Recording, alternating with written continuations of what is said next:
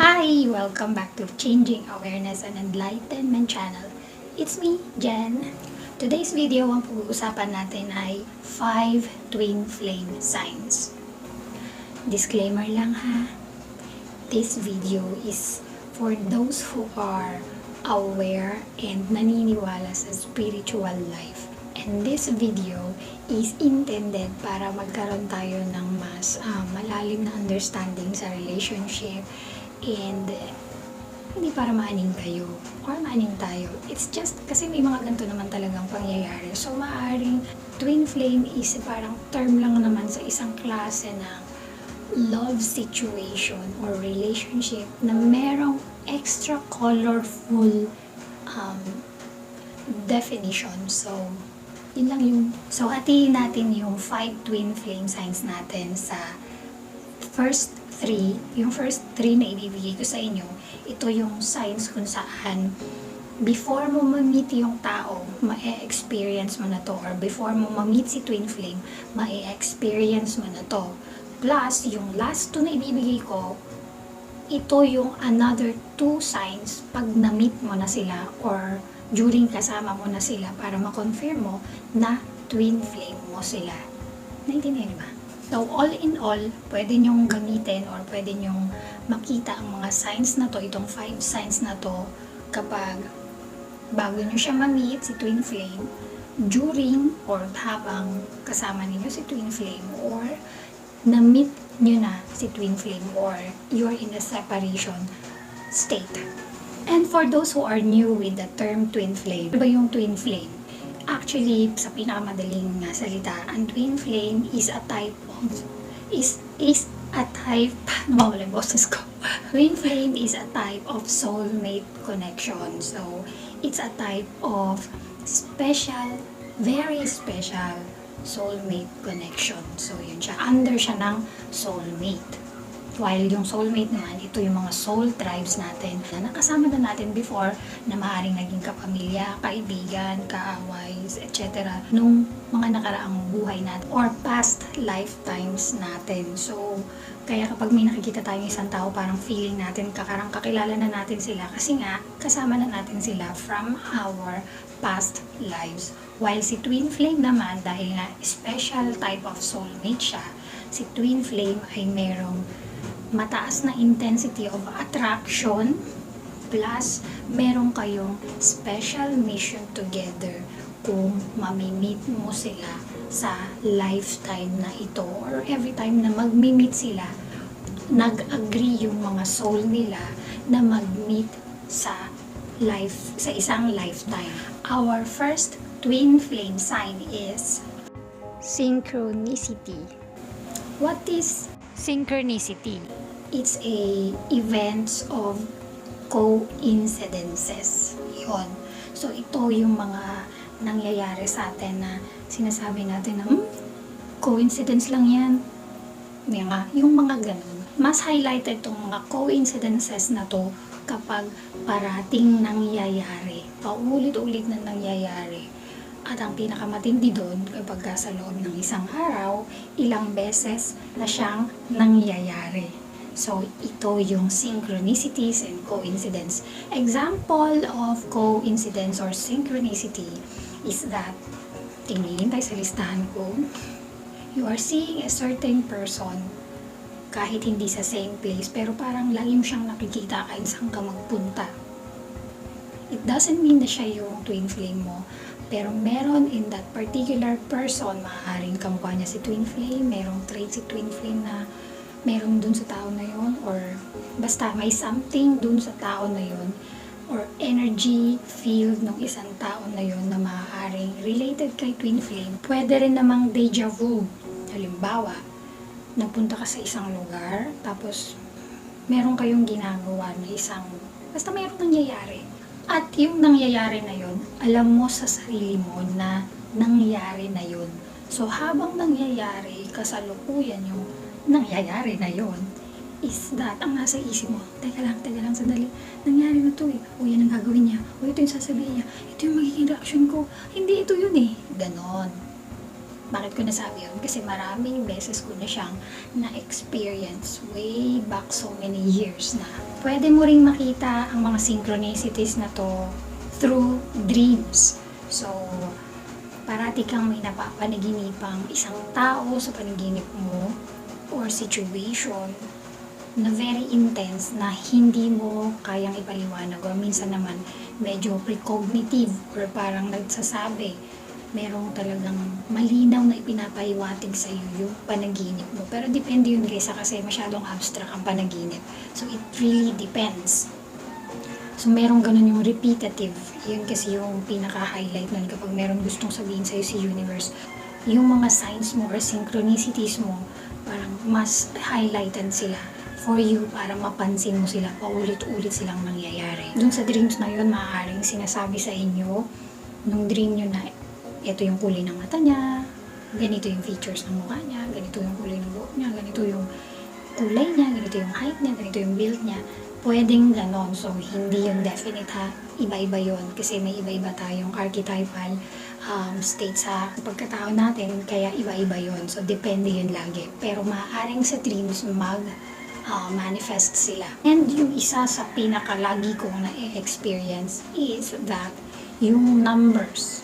Until now, talagang naluloka ako sa dami ng numbers na nakikita ko na repetitive every single day. Maya-maya, aware na ako sa energies ng number, kaya siguro ganun. Merong special combination of numbers na kung saan mako-confirm mo yung pagdating or appearance ni twin flame in your lifetime, which is yung 1111.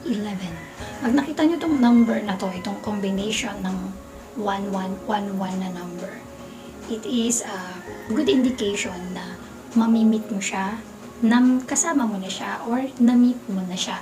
So, either of the three, itong number na proceed na tayo sa number 2. Nagkakaroon na tayo ng awakening of awareness. Yes. Doon pa lang sa synchronicity na na-experience mo, it's actually the process of awakening of awareness. So, it's one of the signs that you are starting to be awakened. Nung nagkaroon ka ng mga synchronicity, napapansin mo na meron ng mga repetitive or mga obvious signs na hindi mo ma-explain, na sa ayaw at sa gusto mo, pinipilit ka, kinakalabit ni universe na, hoy, pakinggan mo to, meron akong ibinibigay na sign sa'yo. So, doon pa lang sa time na yun, nag-i-start ka nang magkaroon ng awakening of awareness. At from that, hindi mo alam, nagiging observant ka na, or maaaring consciously nag-volunteer ka na maging observant. Kasi nga, since then na nagkaroon ka ng mga synchronicities mo, parang, may mga nakikita ko, tapos ngayon ito na naman, tapos ganito.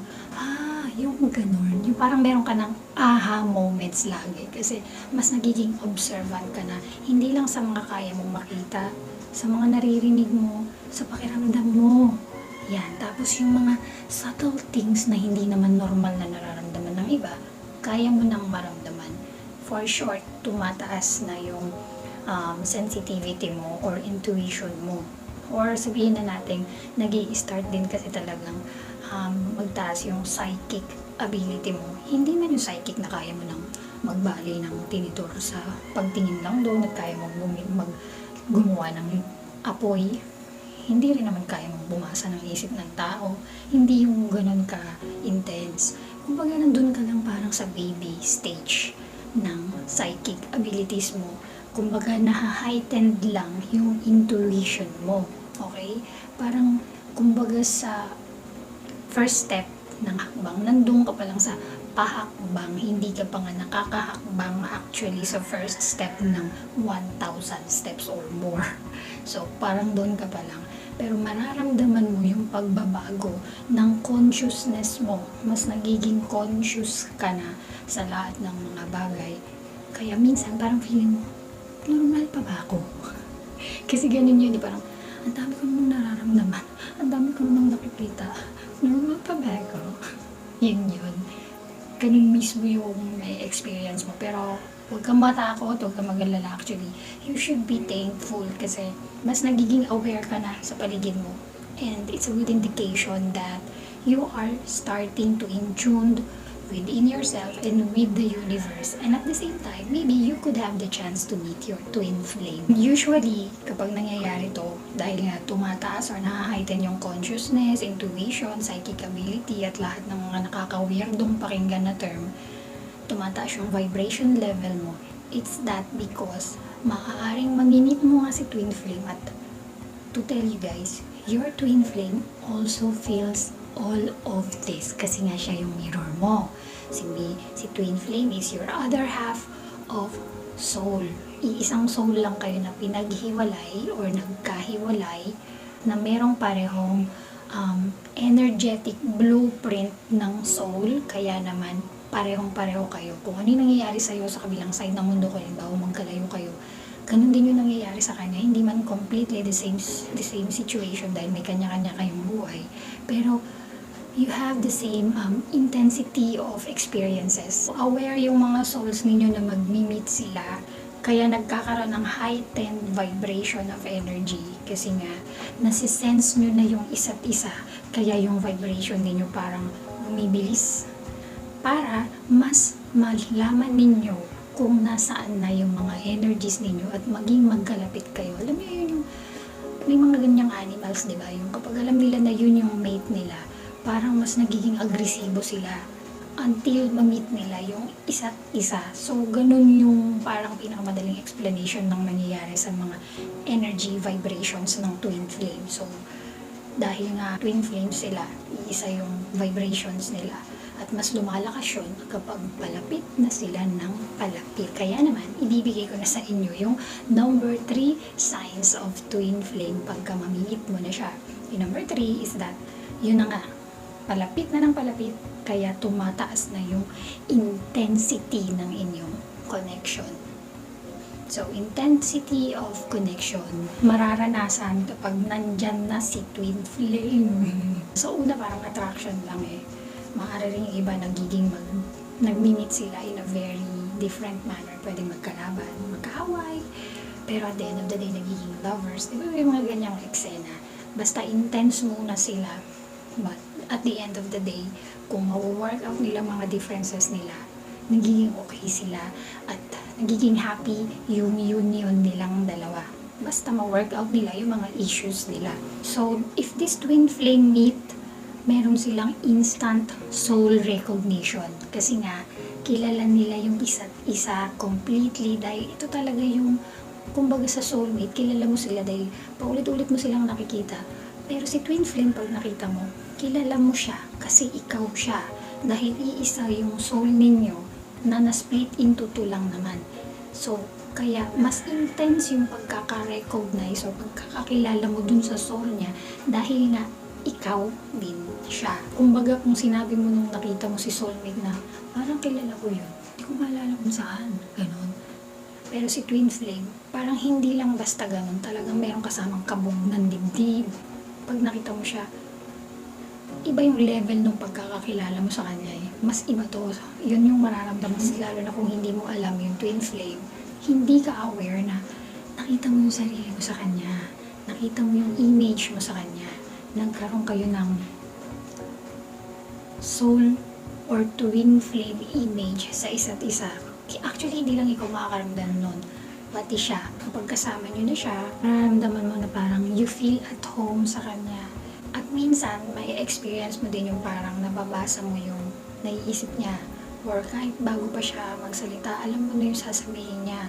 Bago pa siya tumawag, alam mo na tatawag siya. May nag-message kahit hindi mo hawak yung cellphone mo, alam mo na message niya yun. Pero pag hindi niya message, alam mo rin na hindi yun sa kanya. Yung may ganon. So, meron kayong nagbi-build kayo or meron na kayong instant telepathy sa isa't isa. So, nababasa mo yung isip or vibration niya whenever he is near. Alam mo na papunta siya, parating siya. Mga ganitong klase ng experiences. Nakaka-weirdo mong pakinggan pero isa siya sa mga signs na twin flame mo yung isang tao. So, yan. Ibigay ko na sa inyo yung first 3 signs. Sa tingin mo, na-experience mo yung lahat ng to, here is the last 2 signs para ma-confirm mo na siya yung twin flame mo. Last 2 is that mirroring. Yung number 4, mirroring. So, yan na. Nag-meet na kayo, di ba? nagkaroon na kayo ng intense attraction sa isa't isa, naging very familiar yung tao na to, komportable kang kasama siya, at dumating na kayo sa point na meron kayong mga telepathy, yan. Habang tumatagal yung relationship ninyo, nag-i-start na kayong mag-mirror completely, unti-unti, nung mga side by side na personality, inner conflicts, good and bad issues, yan yung mga ganyan. So, nag-a-arise na lahat ng mga bagay na dapat yung malaman sa isa't isa, makita sa isa't isa kung saan dito ninyo ma-realize kung ano yung tao or kung ano yung twin flame mo. Siyempre, kung ganun ka sa kanya, malamang ganun din siya sa'yo, di ba? Pareho lang yun. It's always a mirroring. Kahit naman, I think kahit na anong relationship, always goes or experience this type of or process of knowing each other. So, pwede rin natin tawagin yun ng mirroring. But, to twin flame connection, mas intense yun at nagiging usually, kaya sinasabi nila kapag nag-search kayo dito sa platform na to or even on other websites, na ang twin flame is a very complicated, mahirap na relationship. Is that because you are seeing your own mirror. Yun nga, twin flame is a mirror of your own soul. So, kapag tumingin ka kay twin flame, nakikita mo yung sarili mo. But you are not aware na nakikita mo yung sarili mo sa kanya, you will always hate him for whatever reason na ayaw mo sa kanya. Pero kung susubukan mong tignan ng maigi, i-realize mo kung ano yung mga ayaw mo sa kanya, tignan mong maigi. Ano ba yung ayaw ko sa kanya? Tignan mong maigi. Dun sa pinakasimpleng bagay, you have to be honest ha, na kung ano yung nakikita mo sa kanya, i-realize mo, meron din ba ako nun? Kailangan mong maging honest sa sarili mo kapag ginawa mo to para matulungan nyo yung isa't isa.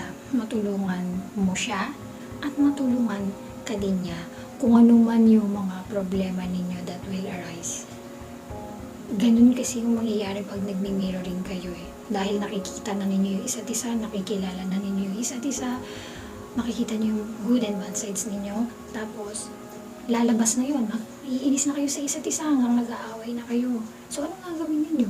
Kailangan nyo i-detoxify yung lahat ng mga issues ninyo. Kailangan nyo ayusin yung lahat ng mga issues ninyo para maiwasan ninyo yung separation phase ng twin flame. Kasi ito yung usually na nangyayari sa mga twin flame, on and off relationship, because they love each other so much. Their attraction, the intensity of love is so high, but they cannot afford to stay in their relationship because of this highlighted issue na lumalabas or nag-a-arise in between their relationships because nga dun sa mga baggages nila. Dahil nga kapag nag-meet kasi yung twin flame, yung intense na connection nila, it makes all of your issues come out. So, kapag lumabas yung lahat ng mga issues ninyo, mahirap i-tolerate kasi nga sobrang intense lahat.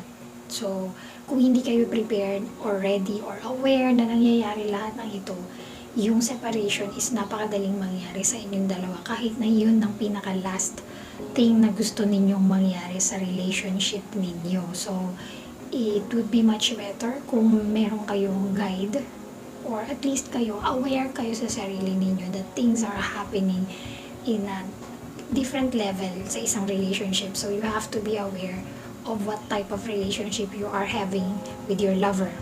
As a twin flame kasi, you have the ability to see yung mga flaws ninyo. You have the ability to see yung soul images ninyong dalawa. So, yung mga soul fragments ninyo, yung mga bits and pieces ng souls ninyo from your past lives, kahit yung mga issue ninyo noon, mag-a-arise yan this lifetime if hindi siya na-handle ng maayos ng past life ninyo. Well, of course, hindi nyo naman sasabihin yan na, nung past life na natin na ganito, ginawa mo sa akin eh. Hindi pwedeng ganun. Magkakaroon lang ng mga issues na very similar or yung situation, yung feeling, ganyan, ng present life ninyo ngayon. will arise yung same problem or issues, problematic energy from your past life. So it doesn't mean yung particular na situation before mangyari ngayon. Energetic na issue before mag-a-arise ngayon. So lahat yan, kailangan ninyo yung ma-handle ng maayos. Pagtulungang maigi kung paano siya i-handle for you to be able to stay together. That is one thing na pwede ninyong gawin to really stay together. Pero guys, I will tell you na hindi lahat ng twin flame nag-stay together. Okay? May mga twin flame dahil nga ang twin flame is a soul contract. It's a soul agreement kung magmi-meet sila ngayong lifetime kasi hindi lahat ng twin flame nagmi-meet sa isang lifetime or hindi rin lahat ng twin flame na pag nag-meet, nag-i-stay till the end of their lifetime. Pero meron twin flame na nag-i-stay, nag-meet. Yung iba naman, yung mga ibang twin flame, nag-meet sila pag matanda na sila. Yung mga ganon. Kasi yung twin flame connection na to, meron silang agreement kung kailan, saan, paano, ano yung mission na i-fulfill nila sa lifetime na mag-meet sila. Kasi nga, ang purpose ng twin flame is very special. Ang purpose nila or yung mission nila is to help each other. Kung yung pag-fulfill nila dun sa mission nila dito sa mundo is mas magiging madali, mas magiging successful. So, hindi naman ibig sabihin na lagi dapat sila magkasama. Twin flame, they do their mission even they are not together. Minsan yung separation na sinasabi or separation phase sa twin flame, it doesn't mean na pag magkalayo sila, hindi na nila magagawa yung mga missions nila. Actually, sometimes they have to separate ways because meron silang ang dapat i-fulfill without each other on their side. Kasi yun yung mission nila. And the soul understand that. Only in a physical sense, medyo mahirap yung tanggapin. But if you are aware that you are in a twin flame connection, it's very understandable. So, yun, ulitin ko, if you wanted to check on that particular explanation ng twin flame, you could check on my video about twin flame. Dalawa yun eh. Sa description, and this next na ibibigay ko, which is alignment. Itong number 4 and number 5, sila yung confirmation signs para ma-confirm mo yung isang connection sa buhay mo if that is your twin flame. So, alignment. Dahil na ang twin flame is designed to be together at i-fulfill yung lahat ng mga missions ninyo. Kapag nangyari na kayong dalawa ay nag-meet, your souls is tend to get or activated. Alam mo yun, yung kung aware kayo dun sa mga terms na chakra ng isang tao, chakras, you activate each other's chakras because nga of this high vibration that you possess. Both of you merong high vibrations. At kung ano man yung mga negative or blocked chakras ninyo, ina-activate ninyo. And if you are aware how to handle all of these blockages, makiklear ninyo yun. At pag nag-activate na ng maayos yung mga chakras ninyo, definitely magkakaroon kayo ng understanding of how you can settle things easily dahil aware na kayo na merong ganitong energy na nangyayari sa inyo at mas magiging patient kayo, mas magiging understanding kayo, mas magiging considerate kayo at lagi ninyong i-considera yung balance na dapat ma-achieve ng relationship ninyo para ma-fulfill ninyo yung mga missions ninyo sa lifetime na to kung kailan kayo nag-meet. Ito na kasi yung parang alignment. Itong last sign na ibinigay ko sa inyo is that ito yung nangyayari kung hindi kayo naghiwalay or hindi kaya naman na nag-meet kayo, naghiwalay kayo, tapos nag-meet ulit kayo, tapos nag-activate niyo yung mga chakras ninyo at nagkaroon kayo ng cleansing ng mga blockages ninyo, and then integrate ninyo yung isa't isa at nagkaroon na kayo ng alignment. So, medyo malalim na to guys when it comes sa spiritual sense, no? So,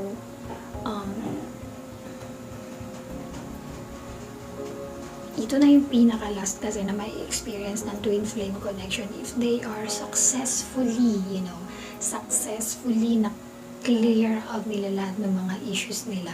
Yung iba naman hindi nila masyado itong nagiging issue. It's not because they are spiritually inclined na. So, medyo mas aware na sila, mas lesser na. yung mga issues na nangyayari sa kanila. Kaya yung iba, kapag I think dun sa mga, at least dun sa mga, may mga spiritual tribes na, nakikita ko or nakikita ko sa social media, is that before they could already meet their twin flame and they are already having their synchronicities, awareness, ayan, they are aware that twin flame may come to their way and they were, prepared na kung paano nila i-handle itong mga ganitong issue. There could be a chance para mai-settle ninyo kung ano yung mga magiging issues ninyo, but you have to be prepared, you have to be ready, you have to be aware. Yun kasi yung number one, you have to be aware and ready how to handle this. You have to be strong. Kayong dalawa actually. Mas nabigay ko na sa inyo yung mga tips para makilala, malaman ninyo yung pagdating ni twin flame at makonfirm ninyo kung twin flame niyo ba yung itong isang tao na to. So, yan na siya, nibigay ko na sa inyo. And hopefully, guys, makapagbigay sa inyo ito ng idea. Alam ko hindi po to kompleto yung lahat ng sinabi ko kasi ito lang yung kumbaga general at masasabi natin common na signs ng twin flame. And hopefully, na-recognize ninyo yung twin flame ninyo dito sa mga signs na ibinigay ko. And for those mga hindi pa nami-meet si twin flame, get ready. Hindi, joke lang. Easy lang. Kailangan positive lang tayo para maging smooth lang yung pagdating ni twin flame sa buhay na. I need to magpaalam na rin sa inyo. And thank you so much for staying with me and watching my video. Thank you so much. At sana nagustuhan ninyo itong video na to. If you wanted to request to us, just comment lang dyan sa baba. At pag-uusapan natin yan, basta tungkol sa spirituality, sa life, sa love, sa kung ano pang mga bagay na kung saan makakatulong sa atin para ma-enhance yung ating beautiful life. Again, this is me, Jen, telling you and reminding you, take things gracefully. Bye, bye, bye. Love and light.